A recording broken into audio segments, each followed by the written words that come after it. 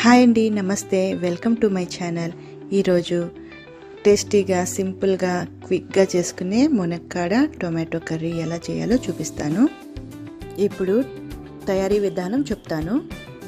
ముందుగా stove on చేసి ఒక కుక్కర్లో 2-3 టేబుల్ స్పూన్ల ఆయిల్ వేసి, ఆయిల్ వేడెక్కాక ఒక 2 మీడియం సైజు ఉల్లిపాయ ముక్కలు, 2 పచ్చిమిర్చి ముక్కలు వేసి బాగా వేగనివ్వండి. ఉల్లిపాయ ముక్కలు కలర్ మారే వరకు మాడకుండా చక్కగా కలుపుకుంటూ వేగనివ్వాలి.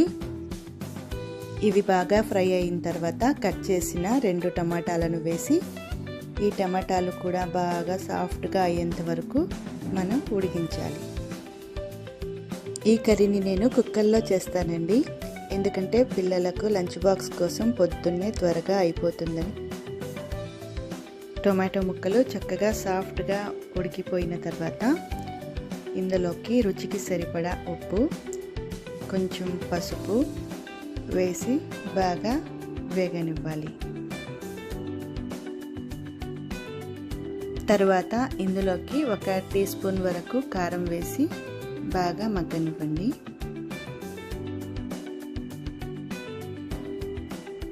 ఇప్పుడు ఇందులోకి ములక్కాయ ముక్కల్ని యాడ్ చేసుకోవాలి. ములక్కాయ ముక్కలు కూడా చక్కగా ఆయిల్లో మగ్గేంత వరకు నీళ్లు పోయకుండా వేగనివ్వాలి.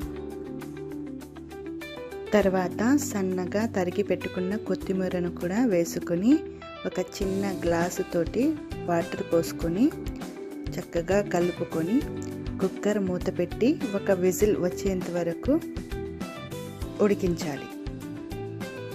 బాగా గుర్తు పెట్టుకోండి, 1 విజిల్ మాత్రమే రానివ్వాలి, లేకపోతే ములక్కాయ ముక్కలు బాగా గుజ్జుగా ఉడికిపోతాయి.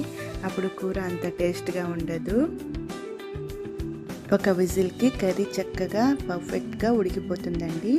ఇప్పుడు ఇందులో ఎక్స్ట్రా వాటర్ ఉంటాయి కదా, మళ్ళీ ఒకసారి స్టవ్ ఆన్ చేసి మీడియం ఫ్లేమ్ మీద ఒక 5 మినిట్స్, సిమ్లో ఒక 5 మినిట్స్ పెట్టి ఆయిల్ పైకి వచ్చేంత వరకు ఉడకనివ్వండి.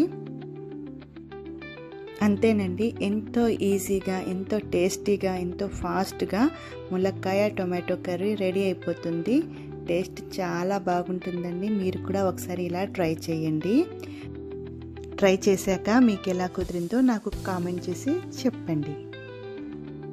నా ఛానల్ని ఎవరైనా కొత్తగా చూస్తున్నట్లయితే ప్లీజ్ లైక్ చేయండి, షేర్ చేయండి, ఇంకా సబ్స్క్రైబ్ చేసి నోటిఫికేషన్ కోసం బెల్ ఐకాన్ని ప్రెస్ చేయండి. ప్లీజ్ సపోర్ట్ చేయండి. Thanks for watching.